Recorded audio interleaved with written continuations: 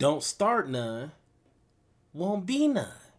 The last words on my lips that I am a revolutionary. Hey, what's going on YouTube? It's your boy Superior, and thank you for watching Superior Thinking, where we are committed to an intellectual integrity and a moral honesty. And don't forget to subscribe and comment down below if you want to continue this conversation. Now in this video, we're here to talk about this clown. Like I didn't even look up his name because it's honestly not that important, but this dude was on a phone call and all this was being broadcasted. This dude was on a phone call with Joe Biden and his wife during the holidays, and the conversation seems to be going quite well. Like, you know, Joe Biden and his wife was being really friendly, you know, just having conversation about the kids or whatnot. And this dude had the nerve to end the conversation with, "Let's go, Brandy." Guys have to be in bed by 9 o'clock, you know, and asleep between 9 and 12 or he doesn't show up. This isn't to you, Jared. This is to the kids. That's right. Well, I hope you have a wonderful Christmas. Well, yeah, I hope you guys have a wonderful Christmas as well. Oh, Merry Christmas, and let's go, Brandon. Let's go, Brandon. I agree. So as you've seen in the video, everything was going good, and then, but you know, just, you know, being American and just in our culture, you always have to pick a battle. You know what I'm saying? You just couldn't have a conversation, a decent conversation with somebody without saying something stupid. So of course this goes viral, and then all of a sudden, of course, when, you know, you're saying something like that, you're going to get backlash. You know what I'm saying? People are not going to like what you said, especially when you're disrespecting the person in the office. And I can't really say much about that because I done said a lot of things about Donald Trump while he was in office. But one thing I don't understand is, how are you going to get upset when you said something stupid? Of course, you're going to have people saying, hey, what you said was awesome. But of course, you're going to have people that disagree with you. So this dude was on Steve Bannon's show, and like, why have this person on your show? I don't know. But he had this to say about the backlash that he received. I am a Christian man.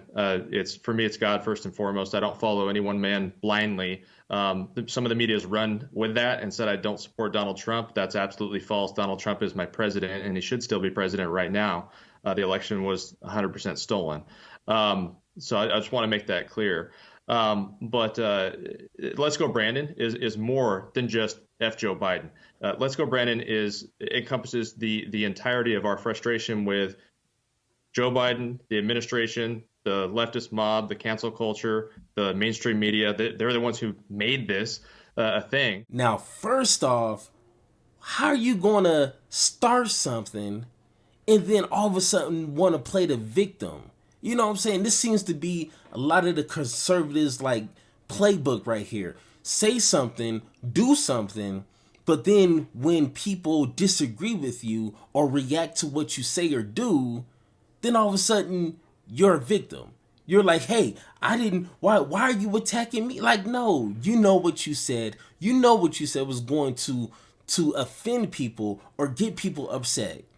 So if you're going to say that and think that you're all of a sudden, you know, Mr., you know, macho, or, you know, I'm Mr. Pro-American, it's like, now you're talking like a weenie. You know what I'm saying? Then he has the nerve to say, you know, it's more than just F you, Joe Biden. You know what I'm saying? Because that's what Let's Go Brandon means, is F you, Joe Biden. And it's like, first off, you're saying it in code. If you have an issue with someone, just say it. You know what I'm saying? Like, that would have been a lot more respectful in a sense than saying, "Let's go, Brandon." Just say, hey, F Joe Biden, and then hang up the phone.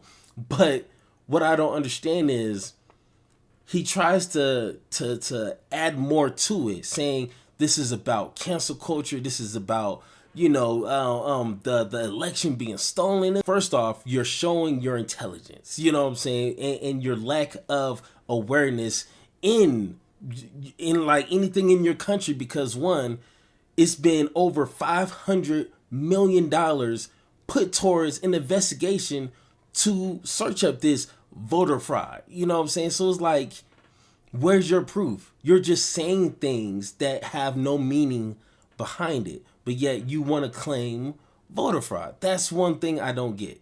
And then this thing about cancel culture, you're literally on social media, on an interview, talking about what you said, F you, Joe Biden, on a phone call. Who canceled you? I don't understand. And then the people who do get in trouble for what they do or say, it's called being held accountable for what you say or do.